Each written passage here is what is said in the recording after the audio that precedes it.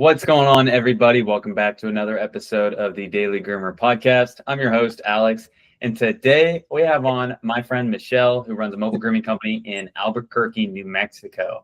The company is called Filthy Gorgeous Grooming, and we have got her on today to talk about something special. We're going to talk about customer loyalty today. So Michelle recently had a major surgery in her life. She is a single solo groomer operator, and she kept her business alive after not being able to groom for what, Michelle? 6 months? 3 months. And then 3 months. Getting back into 3 months, Michelle kept her business alive. Solo groomer operator, not being able to parlay her clients onto another teammates. And so I brought her on today to tell us all the tips, tricks, and secret sauces behind how to maintain and build a loyal, healthy client base. Michelle, I know it was a long-winded intro, but I appreciate you hopping on with me today. All right. So, Michelle, you've listened to the show before. We've talked many times before. Give the audience some brief context, just like a 50,000-foot view on your business, how long you've been running it, and when you started. Well, I've been a groomer, gosh, at least I want to say going on 20 years. And I had my first brick and mortar, I think, in 2012. And then I transitioned over to mobile, and I love mobile. It's more personal. I just love it. Okay. So in 2012, you transitioned over? No, that was my own okay. shop. Yep. Yeah, brick and mortar shop. Yeah. And when did you transition over to mobile? 2022, I think. Okay, so 2022. So yeah, 2022, you moved your clients over to mobile, and just recently, beginning of 2025, you had to have surgery. Is that right? Yeah. The total hysterectomy. Oh my God! All right, total hysterectomy in the beginning of 2025. Now, I want you to take us back to before that, Michelle. I'm sure there was a lot of thoughts, concerns, fears going on in your head. I'm sure we even have groomers listening that are like, if I had to go out for 3 months, I'd be in severe trouble. And that, for anyone having that thought, this episode is entirely for you. Michelle, I want you to break down throughout the episode how you dealt with this stuff. More importantly, like the frameworks and the learnings and the mistakes that you made so that we can all learn together. Okay. When you found out about this, what was the state of your business when you found out that you had to have surgery? Were you guys in a good spot, or was it kind of like yeah. I wasn't even able to take new clients at that time. I mean, I was overbooked. Okay. Actually, I was overbooked, but after the surgery, I did have to drop about 20 clients. So I have a little bit of room right now, but that was a tough decision, But yeah, before the surgery, I was overbooked, and I'm so kind. I didn't want to drop anybody, because I did all the clients and dogs that I have, I truly care, and so I didn't want to, they're good people, Yeah. And I did not want to let them down. But I realized real quick after this surgery that I can't do some of these dogs. I'm either going to get hurt again, and I only get one chance to recover. Totally. And I learned. My surgeon. The hard part about our industry is like, it's not like a computer job, right? Like it takes a physical toll on our body. And so like, for better or worse, how like our health of our body determines the number of years that we can make money at our trade. Yeah. Right. And so, for better or worse, you don't take care of your body while you're younger, while you're kind of in the heyday of it, it's going to catch up to you and maybe cut some years short off your career. Yeah. And that's why a long time ago I groom mainly small dogs. The large dogs I do groom are very well mannered.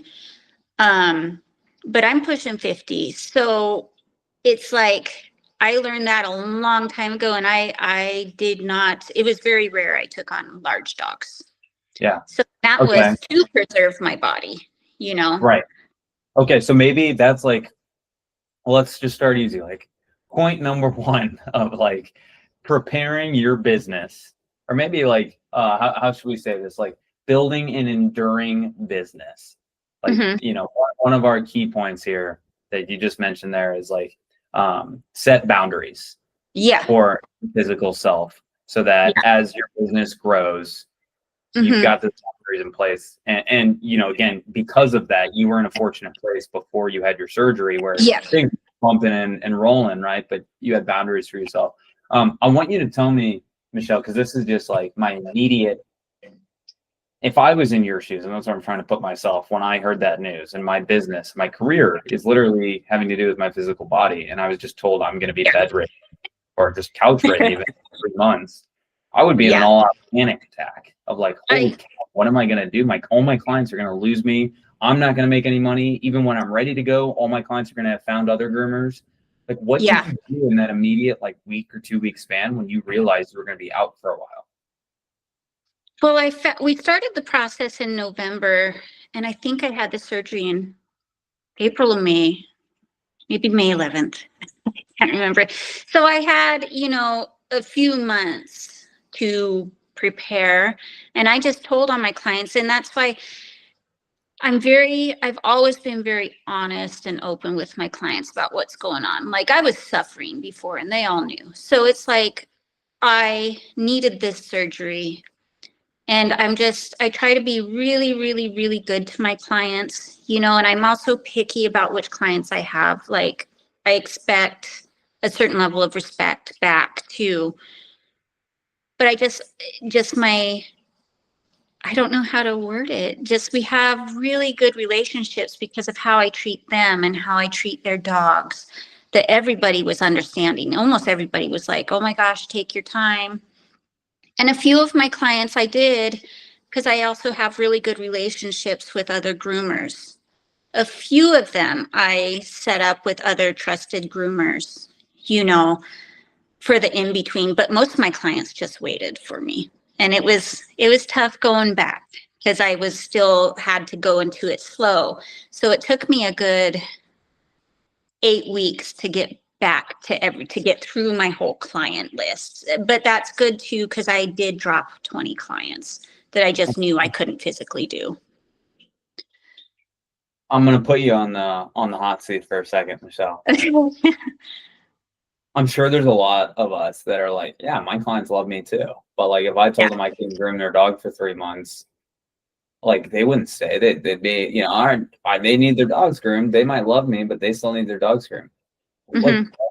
I'm sure you maybe had at least a couple clients that were like that. Like, what do you do in that situation to make sure that they come back when you are ready to go? Well, what I did for the majority of my haircut type clients, I just told them, look, we need to do a haircut that lasts. And so I was just doing shorter haircuts, and that's not my style. But a lot of the dogs, because I said, look, it's about keeping your dog healthy and comfortable in this in between, So, they'll still be cute. It's just not going to be your norm, but it is hair, it'll regrow. So I'm like, that way you don't have to worry at all while I'm gone, because most of my clients are on 4 to 6 schedule or Right. 4 to 6 week schedule. So going 3 months, 4 months was hard. Yeah. But since we did a manageable haircut that didn't require as much, that's how, so I tried to see as many of my clients right before. I was working so much right before my surgery. And yeah, so I just did a lot of shorter haircuts, and a few of them I did have some of my other groomer friends take care of a few of my clients that wanted that. And I told my clients too, I said, look, if you absolutely just need your dog groomed, reach out to me and I'll give you a referral to one of my friends, Mhm. but that only happened a few times. So it was just being really honest and open with them, and then saying, this is what we got to do to get through this in between. And now that you've seen the other end, is there anything you would have done differently? I, I had a few dogs that just should not have waited. I wish, because then they just were this one little cockapoo in general, she was so mad at it. And I was like, oh my gosh, I feel so bad. I wish I would have told them, look, you have to get her groomed in between. Go to my friend. But some of my clients were just like, no, we are waiting for you. Oh my gosh. Yeah. Oh gosh. Yeah, that stresses me out knowing what a few of those guys looked like when they came back to you. It was rough and I felt bad, but it was like, it's part of life. Life happens. I needed it and I feel better now, you know? Totally. When you, this is a dumb question, but I'm just curious. When you reached out to those clients about what you were going through, was that like an individual conversation with each of your clients, or did you just send like a mass text or mass email that was like, hey guys, I just need to let you know about something? Oh, everybody knew up to a year before that I was just suffering because there was times I couldn't even work because what I was dealing with was debilitating. Like I couldn't even walk. The pain levels was just massive, you know. Everyone was tracking that. So yeah, everybody knew because again, my client base is so stable for the most part. Right now I'm taking on new clients here and there. But it was just so stable. I had built such an amazing client base and it was terrifying, but they already knew even prior to, they knew I was trying to get a hysterectomy and they knew what I was dealing with. So everybody was real empathetic about it and really understanding. Okay. And then when you had mentioned off camera before when I was just catching up with you about how you tried to go back earlier. Tell me about that. I would imagine like that had to be such a stressful situation knowing that, hey, I'm not making any money. I don't know what my clients are thinking, where they're going, if they're even going to be here when I get back. I would be in the same boat that you, that in my own head too, I'd be like, I'm just going to try and get back. I'll toughen up. It'll be okay. Yeah, there's no toughing that out. Oh my goodness. So my surgeon right off the bat, she told me, you're going to need 3 months minimum. And I'm like, no, like I should have listened to her. So I went at 7 weeks for my 6-week checkup. So I went at 7 weeks and I told her I want to just try because for the first 6 weeks, I couldn't even lift a pound. Like it was no lifting. I was basically bedridden for a month. I still have trouble and I'm 6 months out, but so I tried. I told her, I'm like, I'm just going to try 4 days, just a few dogs, see how I do. Oh, that was a bad idea. You can't stand that long. You can't, it's hard lifting. A few of the clients came to my house because I keep my bus at my house. I can if I don't put it in my storage unit. But so they came to my house so I didn't have to drive as far. Some of my clients I did go to that were close to me because it was hard even driving my bus. But after those, I barely made it through those 4 days. And I'm like, I'm going to listen to the professional and take the rest. So I did it just as a test to see how I would react. And it did not go well. And shutting down business during that time too, what did you do? Did you just lock your phone in a filing cabinet and be gone? I can't even think about it. No, absolutely not. I don't. Again, I have such good client relations and relationships with my clients. I would keep them updated. They told me, keep us updated. And my clients are amazing. They got me gift cards for like Uber Eats and just all these for eating, and I was like, oh gosh, that was great. Cause I couldn't even cook, Awesome. So yeah, I mean, that's how nice my clients are, but it's a give and take, I try to be kind and understanding with them and I get the same in return. I mean, it sounds like you've done that throughout the whole thing. And it almost like pulls me away from this whole situation, Michelle, and go like, there's no silver bullet to building a loyal client base. And the closest thing to a silver bullet is just being a nice person, right? Being like a kind person. But like, there's no like formula, like 2 + 2 = 4 To build a loyal, healthy client base, it's being, communicative with your clients. It's giving them the care, service, and support that you would expect as a Yeah. client, and doing that day in and day out. Yeah. For as long as you are in business, because you never know when a situation like this is going to come, or it pulls you out of the fight for 3 months. Yeah. And like you said, if I had just locked my other phone away, or it's all on my one phone, but if I had just shut that off for that 3 months, I would have lost everybody. And if I had not set up a temporary in-between groomer for some of the other dogs that did genuinely need that grooming in between, if I hadn't reached out for help, some of my other professionals in, to take care of some of my clients, I probably would have lost them too. So it's about just building relationships all around, professional and with your clients, and being open and honest. That makes sense. Talk to me about when you did fully come back after all of these clients had been so nice and helpful and generous and patient with you. Mm-hmm. How did you make the decision to cut some of them? Mostly based on size of the dog. Because even after that 7 weeks, I wasn't supposed to be lifting really. I think it was 10 pounds by that time, but I'm like, I'm going to try to go back to work. Because again, I'm worried about my business, my career. Again, yeah. But I guess my point was, like, was it hard? Like, I'm sure you had, like, a doodle client who had, like, sent you soup or something, like, and you're telling her, I'm sorry, I can't take your dog anymore. Yeah, that's what I'm trying to word. Like, some of the dogs, because I service Santa Fe too. So some of them, I couldn't drive that long, for like El Dorado, which is outside Santa Fe. I had to drop her just due to the distance of it, and then I had some of the dogs that were larger and nice enough dogs, not mean, but they would thrash or pull me and I couldn't be getting pulled. And then there was one client I dropped that I had been needing to drop for a while because I simply couldn't get her up to industry standard pricing, so Okay, so that was a good drop, though. Like, that was well, hey, we use our situation to our advantage and said, hey, this kid's not paying us or not going to come up to industry pricing anyways.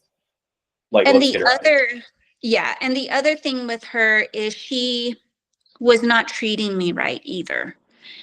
She just wasn't, because I have standards for myself of how I treat people. And she wasn't reflecting those standards back to me. Like having, I had gotten into a wreck in January on the freeway and I couldn't work that day. My car wasn't drivable. So I had messaged her and said, I'm sorry, I got in a wreck, and she didn't ask how I was. She just said, are you going to be able to rebook me quickly? And the answer was no, because I was so full. I did not. There's very, very little wiggle room for me in my schedule right now. There's a little bit more, but I tried having the fact that was like, that's a transactional, that's a transaction at that point. That's not a relationship, right? Yeah. So that was, and then after my hysterectomy, I just told her, I was like, look, because I might have still taken the dogs. I remember I tried raising their prices. They were 3 big and fluffy dogs that took me 6 hours for 3 of them. And I'm like, I'm losing money at this stop, And I tried raising her price and she just threw a fit. And I'm like, I can't continue this. And I might have, because the dogs were good. It wasn't the dogs. Yeah. Never. It barely is, right? No, a few times it is. But it was just, I had to drop her because I told her it'll be a long time before I'm able to come back and do your dogs. A long time. I didn't hear anything from her. And I'm Sometimes like, the easiest way to do it, though, is just like, hey, I'm booked out for the next 6 months. Like, yeah. But to get you on a priority schedule for, $500, Yeah. right? But otherwise, I'm booked out 6 months. And what I do is I go through, so my clients don't even have to worry about asking about a schedule. I ask them what days work for them. They don't have to worry about appointments. I mean, so I do out my schedule. I try to do a year at a time. This year is different, but I just automatically send them their schedules once I have the routing done and stuff. And my clients love that. They don't have to worry about it. They don't have to worry about getting in. They always have their appointments. So it was, So now going forward, let's come yeah. full circle here. So you've seen what a lot of us haven't seen, but a lot of us fear, which is getting knocked out of our business for a prolonged period of time and cutting Yeah. off ours and our family's revenue source, right? Mm-hmm. If you were to sum a lot of your learnings up in okay, here's I saw what it looks like to be knocked out for 3+ months. And if this were to happen to me again, or if I knew somebody that this was going to happen to, here's what I would tell them. Work extra before you're going to be out. Work extra and save all of it. Because you still have your business. You still have your business expenses on top of everything else. Yeah, it's not like your insurance or your van payments stop when you are out, right? Yeah, and thank God I don't have a bus payment, but just my insurance is almost $500 a month. So I had all that. I had my software to maintain, my software subscription. I had all these bills that I still had to maintain through my business. And I am blessed because my husband works and, he took 2 weeks off, but, so we had at least something coming in, but it was tough. It was tough. So just work extra. If you know something's going to happen, just work extra. And I did. I got extra, save. There's also you do this naturally, but it's worth re-mentioning to over communicate with your clients up front. Yeah. On top of that, what was I gonna say there? Don't rush your recovery, right? Oh, yes. Even when I went back, I would work a few days and then take a day off. And then, I'm used to working 10, 12 hours a day. Oh, I was lucky if I did 6, Oh my God. So it's and I'm slowly building up. But again, even after I was back to work, my business was short $3,000 to $4,000 each month from what I need to make. So I was back and I was working, but I was still in the negative, Totally. And this month, finally in October, I'm only right now 500 short of what I need to be at. So I've replaced a few of the clients I had to drop. And it's just, I'm starting to be able to work more like normal, but it took 6 months. Yeah. Can I ask you maybe a personal question here? Has this changed your mindset, Michelle, on your exit plan?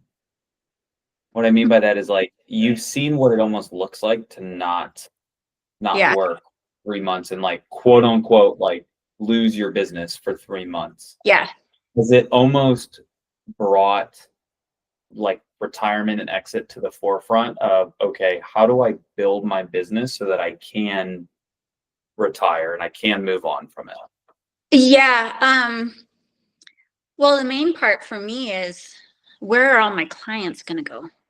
I don't plan to retire till about maybe 5 years or so, if I even do that. But, I'm setting up retirement accounts, I guess, that are contributed to weekly. They're just contributed weekly into those, and, where you can't touch it. Right. You just got to do it to where you can't touch it.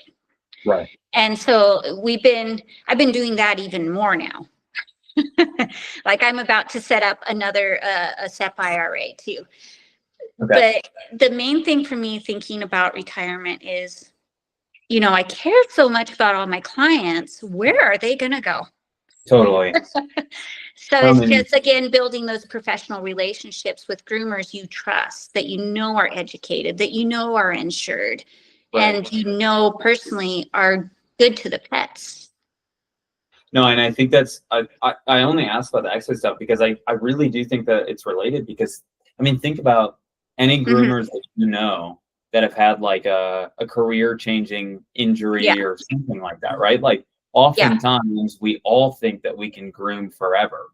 And then all of a sudden we find out something happened, right? Nope. And everything's cut. And it's because we're almost living this like blissful, carefree, ignorant life that we can groom forever. But at some point in time, we're going to get hit with that. And unless we plan, we're going to be in trouble once we do get hit with that stop mark. The other thing I'm trying to really do is the car payments, just pay off the cars. I'm trying to, because that was like, oh my. So I'm just trying to really pay off the cars. And I am lucky, my bus does not have a payment. And I have a very successful business that I would have loved to buy into. Then I wouldn't have had to struggle for 2 years, and starved for 2 years. But so I could also sell that. Yeah, no, and that's what, that's what I would encourage you to look at as an option, Michelle, is, you care so much about your clients and think about where they're going to go in a life past you. There might be a world where you can find, an intern, apprentice, a baby groomer, someone that wants to grow and learn from an experienced groomer and business owner like yourself. And you almost teach them the ropes. And then you kind of do have a way to like, A, make sure your clients are taken care of when you're out of the game, and B, carry on the legacy that you've built with Filthy Gorgeous. Yeah. That's hard. I don't, when I had my brick and mortar shop, like I tried hiring and stuff. It's so hard to find a good groomer. It really, really is. And then I found I was trying to pass off some of the dogs to, the groomers that I hired, and they didn't want it. And then it's also hard, especially with mobile. Okay. You're filling your water tank at 5:30 in the morning in 15-degree weather. Most groomers do not want to be up at 4:30. There's that whole other side of mobile where nobody else sees behind the scenes. Like, I'm supposed to be at my first stop at 7. Oh, I got all this stuff to do still, and then we're going to work 10, 12 hours. No lunch, no breaks. Most employees don't appreciate that. And I don't think Michelle, if it was easy, everybody would be doing it, right? Right? Yeah. Sometimes I'm like, why do I torture myself? Right. But no, that's where I was going to give you, big kudos is that you've been doing this. You've stayed alive for so long. And I'm not talking in the physical sense, but in the business, right? You guys have stayed alive for so long. You've seen so many things. You've seen situations that a lot of folks wouldn't have been able to come back from. And so rest assured, be light on yourself that, hey, you have done some really great things. And I believe that there's still a great future ahead for you guys at Filthy Gorgeous. With that being said, I want to give you an opportunity to shout out where people can find you to learn more, not only about Filthy Gorgeous, but if they want to get a hold of you, maybe there's some listeners out there that have some unforeseen events coming up, or maybe folks just want to plan for some unforeseen events in the case that they might get knocked out of their business at some point. Where can people find your website, Facebook? Well, yeah, my website, just Google Filthy Gorgeous Grooming, New Mexico, or Albuquerque. And that'll pull up my website, and then it's links to my Instagram and all that too. And then I think my Facebook is on there. Cool. But yeah. Okay. And any parting advice, words of wisdom, learnings, takeaways for our listeners? Well, it's a give and take with your clients. Like, just there's a delivery. have empathy for your clients, but at the same time, they need to give it back to you. Just don't be too strict, but still have boundaries. So you're not going to take every single dog, and every dog is not the perfect fit for you. Every client isn't the right fit for you. You know, just don't. And my big one is my clients treat me with respect, and I treat them with respect and understand. Yeah. And that's how you were able to make it through a 3-month, no appointments, Yeah. no working. And that's what, I mean, again, that's the truest sign, unfortunately, of a healthy business is, can you make it through an event that nobody is there, right? That you should not come out of. But Yeah. anyway, I appreciate you coming on, Michelle, and sharing all of this wisdom and your personal experiences so openly. Hopefully it helps somebody out there. And for anybody out there that doesn't get a hold of Michelle, reach out. And if you can't get a hold of Michelle, let me know and I'll connect you guys. Thank you. Thanks, Michelle. And that's the pod, guys.